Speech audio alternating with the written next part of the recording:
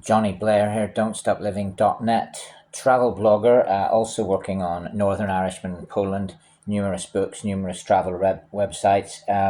So it's 2024, 17 years now I've been a travel blogger. It all started with backpacking around the world. And in a few videos, I'm going to show what it is to be a travel blogger because lots of people are buck idiots, as I call them, or idiots. They don't actually know what travel blogging is. The main point about travel blogging is you travel around the world properly on your own or with a group or independently, and you see and experience lots of things, and then you write about it to tell people. That's what it is. It's not sticking a photo on Instagram. It's not putting a TikTok reel up or something. That is a new phenomenon. That's a social media, guru or a social media person. So a real travel blogger gets a little book, and you'll sit in a bar or a cafe or an airport or a bus. You'll write with a paper and pen what you did, what you saw, what price everything was, who you met, how to get a visa for a country, how to cross a border, how to speak the language. You write about what really happens when you travel. So it all starts with those books. I've gone through the books before, but as I travel around the world, I collect lots of items and I put them into boxes. Now, because I've been doing professional travel blogging since 2012, I have them in such a way, I have organized it that today, if I want, I can write about Bolivia, Myanmar, Bali, Lithuania, Madagascar, Bosnia-Herzegovina, Romker Hall, Parramatta, North Korea, Macau, Ivory Coast, Solomon Islands, Mozambique, St. Lucia, Bahrain, Brunei Island, Victoria, etc. So I have all these boxes. Now, they're not actually color coded, but they are in different colors because I thought it was just better than just making them all boring. So I go into the shop and I buy these boxes. What goes in the boxes? Every trip I go on, I do one of these pockets. And if I'm on a trip that is 4 or 5 weeks long, I might have 10 of these because in here I normally have flight bookings, bus bookings, train bookings, sometimes emails that I've written to hotels that I'm reviewing, some sponsored tours, some sponsored post emails. I normally have a map. I'm a physical person. Real maps like this one are much better than Google, and they always will be. And here's why. Because, as you can see on the physical map, I have written everything on it. So when I get the physical map, I write where my hostel is, where my hotel is, where the sites are, where the football stadium is, where the bars, cafes, restaurants, where to eat. I write it all on there. That is much better than Google. In fact, it shits on Google. So don't use Google Maps, use real maps, and don't just post something on the internet and think that you're a hero, because you're not. The real heroes are actually going to places, writing things down as they see them, as they happen, and then converting that onto a computer and a blog article to help people. So, for example, that one was Lithuania, but that I noticed that happens to be Vilnius, and then this one is Kaunas. So in Lithuania, obviously, I went to Kaunas as well. Where is that? So that, do you know what? I can't even read that. Is that? Oh, that's Albania. So that one is Albania. So each of these little pockets, there's Marburg in Germany. So each of those, I also put in them like, not just maps, but maybe business cards of places I stayed, receipts, and tram tickets, bus tickets. There's a map of Athens. So I put them into those folders, and it makes it very, very easy to be a pro travel blogger. Because if I wanted to write about, let's say, Albania today, that's very easy. I get my actual written book from my time in Albania that I wrote. I then go to my box that has the Albania stuff in it. I'll move some of these out of the way so you can see a few more. and then I go through, and I amalgam shake it. I put it all together. I then check with my photos, my videos, my memories, maybe my social media blog posts at the day, at the time, and I bring it all together and write a post about it. I mean, if I'm talking 17 years, I've been travel blogging. I've been keeping these types of boxes for that long, so I can go back. Like, this is Southeast Asia. Now let's see, for example, so that one is Sri Lanka, and you can see it's got the date on there. February 2013. I stayed in the Rennie Hotel, apparently, and there's my ticket for whale watching in Marita. And there's my ticket. I've got a feeling that's Sigiriya. Yeah. So there's my actual ticket for Sigiriya. Why are those good? Obviously good for a memento, but also it's got the price on it. $30 US, right? So if I go to write about that, if I wanted to write about Sigiriya today, I've got all the information to do it. I just go on there and go backpacking in Sri Lanka, how to backpack Sigiriya, what to do in Sigiriya, top things to see in Sigiriya. Then I write about it, and at the bottom I'll probably put, here's a photo of my ticket from 2013, but as of today in 2024, these are the current prices, and then you put a link to their website. You don't write the current prices normally, because if you write them, your blog becomes out of date. So it's better to link to the website that they're under the, essential need to make it up to date. There we go, Yogyakarta. There's me backpacking Yogya. I was with a company called yogyatours.com. I got my map. There's one of my airport bus tickets. There's a ticket there's a video permit there. Yeah, so I can just write about any of those. What one is that? Southeast. Is that Southeast Asia? Yeah. So that's only one of my Southeast Asia ones, because obviously some regions you need more than a box. And over time, if I don't need some of the stuff in the boxes, I do throw them out. It's happened before where receipts, they fade. Like if you've got a receipt for something you bought and you wanted to know the price of a beer in 2014, it might have faded now. So like Southeast Asia gets another one. There you can see, it's another box. There's probably at least another one in Southeast Asia. This side, what have I got here? I've got, it just says Asia Far East. So, this is an interesting one. So look, even when I went, so I backpacked Taiwan, and I have advice for all destinations there. I've got health advice. I've got North and South Korea here. I've got, goodness me, there's a lot. Hong Kong, Suwon, Paladalmun. I can't even spell that. There's some of the tours I did. Suwon, Democratic People's Republic of Korea. That was a big trip of mine. Panmunjom, and then visa applications, etc. Also, they go into those boxes. So that one that's Far East. So that's quite hefty for Far East, because there's only a few countries really that I was in there. Hat trick probably.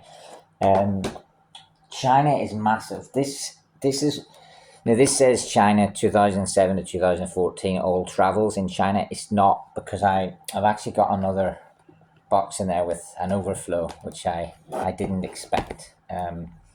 But this is brilliant. I mean, China is undoubtedly one of the best places I can write about. I backpacked 16 out of the 31 provinces I recognise there, and I've got maps of all of them. Look at that. I've got maps. I've got my tour guide. You'll never be able to read any of it. And what's great about that is it's unique to me. So I can take a photo of that, put it on my blog. No one else has it. Look at that, Yunnan passport, backpacking it. That was such a magical time. That was up in the mountain village. And I've even written some notes in there. There's my train tickets from Guangzhou to Shenzhen. So that's China. All right, China is fascinating. I mean, I could literally get this box on China and sit for 2 weeks and write 5 articles a day from what's in the box, and I'll still be nowhere near finished. Because the other thing about being a professional, genuine, real, authentic travel blogger is that you'll never ever run out of stories. I mean, I'm sitting here telling you this, but each box on here could keep me going for months and months of just writing, even just one box. I think at one point I had 2,000 posts that I wanted to write, and I'll never have time to do them. I would need about 6 of me to do them. So there we go. There's one of my Africa ones. Africa's an unusual one because it's harder to get maps there. So I do admit, at sometimes in Africa, I did print Google Maps. But there you go. For example, in Gaborone City, I've got the actual map from the tourist office. Let's have a look at that, actually. There we go. Gaborone. Sightseeing on the back. And then I've put the names of the people I've met on there. Antonio. There's the email addresses of Nani and Toy, who I met there. So they're also very good for getting notes. There's my bus across the border into South Africa. I also on occasion keep things like beer labels. There's some coins in that one. I've got a separate collection of banknotes and coins which I can show. There's a Visa for Burundi application.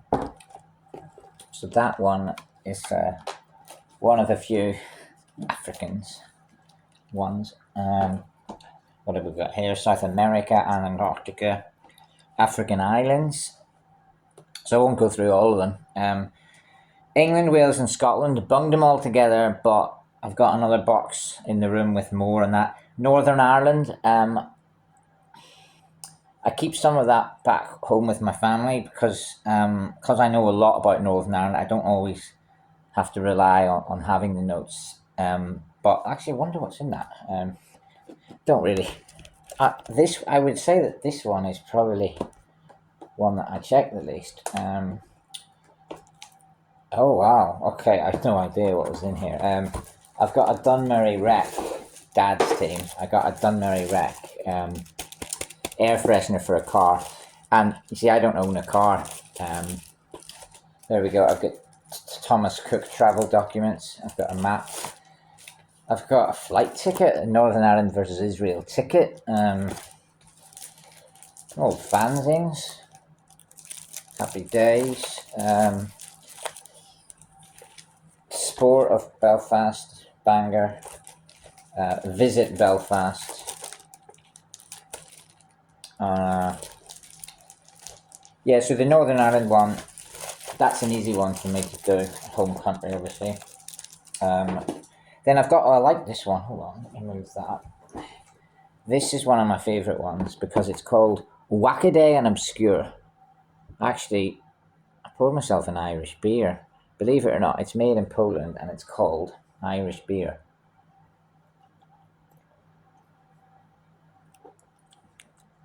It's black and dark, but it's not a stout. It's not like a Guinness. So I like this one here. Wackaday. This is all the Micronation stuff. In fact, I can even see a flag sneaking out here. That's going to be Gagosier, I'm sure of it, yeah. So there's my Gagosier folder. If I want to write about Gagosier, obviously I've even got the flag there. I got Boulevard Cafe, which I had a brilliant lunch in there. There's my bus tickets, which are just wee pieces of paper. The Wackaday one's the most nuts because these are kind of lesser recognised countries or unusual parts. There's Seborga. Yeah, there's some coins from Seborga. I've got the Kingdom of Romker Hall. That's the world's smallest kingdom. So I've got a beer mat, a sticker, a visa, a postcard, the national newspaper. There's the national newspaper of Romker Hall. How to get there. And the other thing that I like about this kind of part of my travel blogging is any time I want, I just think, you know what, today I want to write about St. Vincent and the Grenadines, and then I just go and get that box out, and I've got it. Solitary Sovereign Military Order of Malta, actually, St. Angelo. Kugel Mughal, Austria away. That's the other one where I did the Czech, Wallachia and Kugel Mughal together. Western Sahara, again, not as many maps available in Africa, so you have to sometimes print something. There is actually a map there. In fact, they did give me a map, and that's the sort of map you get in some African hotels. That's actually a map. As you can see, Google would have been better there. But yeah, it's cool because I've written where the national stadium is. I've even written my path of where I walked. Northern Cyprus and Bedestan, etc. Pulaski Mezerici. So that one is a bit more obscure locations. Wakaday, that's why I call it that. Then here we've also got Middle East. Oh, that's a good one. Oh no, probably, wait a minute. So many of these. Caribbean islands. Oh, I mean, I love just doing a few days in each one, but Caribbean was my COVID kind of adventures. I think I've been to 20 Caribbean countries since COVID started, and in total I've done 17 PCR tests, and 16 of them were negative, and one of them was inconclusive, which actually means it was also negative because I've never had COVID. Barbados away. See, I had a wee cocktail down in Hastings by the beach and kept the umbrella. Why did I keep that? Because it will probably remind me that if I want to write about Barbados, so I keep wee reminders that, you know, I was having a cocktail at sunset by the beach. You know, these little things that you go through. St. EV, St. Vincent and the Grenadines, full map, postcard, beer mat, coaster, St. Lucia away. Again, you know, we're going through just amazing memories. St. E. Martin, Saints, go marching in. British Virgin Islands, Tortola, wee Torty, that was a classic trip, New Year's Eve. Antigua and Barbuda, but I didn't go to Barbuda, unfortunately, on that trip. It's another Barbados. I passed through Barbados a hat-trick at times. It was like a transit thing. And then some other stuff I've got on there, like my plan. I had my own written plan of which countries to go to in order. Curacao. Oh, and there's my, yeah. So when I arrived in Haiti, that's my actual thing from the airport, Jonny Blair. I kept that because all the details of the hotel are on it. It's a good memory to have. And there's my tourist card to Backpack Haiti from the border.